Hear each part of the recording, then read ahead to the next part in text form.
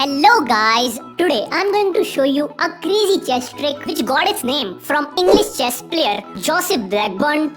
With this trick, it will only take you 7 moves to checkmate your opponent, but you will only be able to play this trick when you know both of its variations. That's why make sure to watch this video till end. So let's go. Blackburn Shilling Gambit, and you will be playing this with black pieces. So the game starts with white playing the pawn to e4. You will play e5, and when white plays knight f3 attacking your pawn, you will play knight c6 defending the pawn. After which you will see many people playing bishop to c4. These are very common opening moves, and this opening is called Italian game. Now you are all ready to set your trap, and in the next move you will play knight to d4.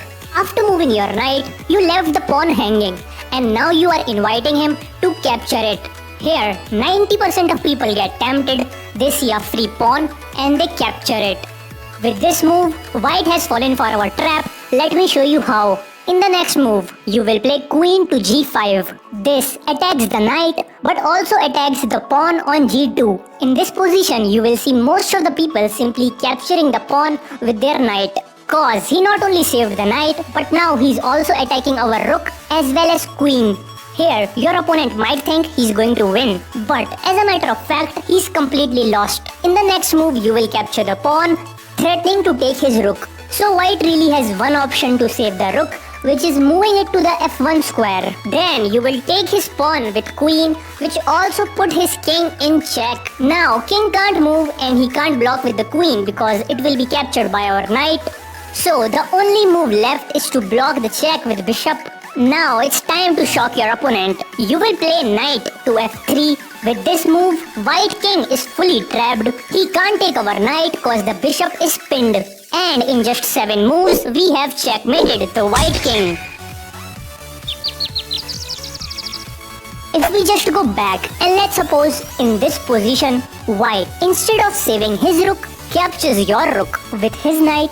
Then from here, you can take the rook with your queen and give check. The king can't move, so the only move white can play is to block with bishop. Then you will take pawn with your queen, giving check. White cannot block with queen because of your knight, so again he has to block with his bishop. Now knight f3 is not checkmate because he can move his king. So instead you will bring out your bishop into the game. Now no matter what white plays, he cannot prevent checkmate. For instance, if he plays pawn to d3, then you will play knight f3 check. White has only one move, which is king to f1. Now you will play a very clever move, which is queen to h4. Here you are threatening checkmate in 2 ways. Queen f2 is mate and queen h3 is also checkmate. To prevent mate, white can play king g2, but after queen f2, he is only left with 2 options. If he plays king h1, then queen to h2 is mate. But instead, if he plays king to h3, then pawn to d6 is a checkmate by our bishop. So this was Blackburn Shilling Gambit. If you have any questions or suggestions, you can hit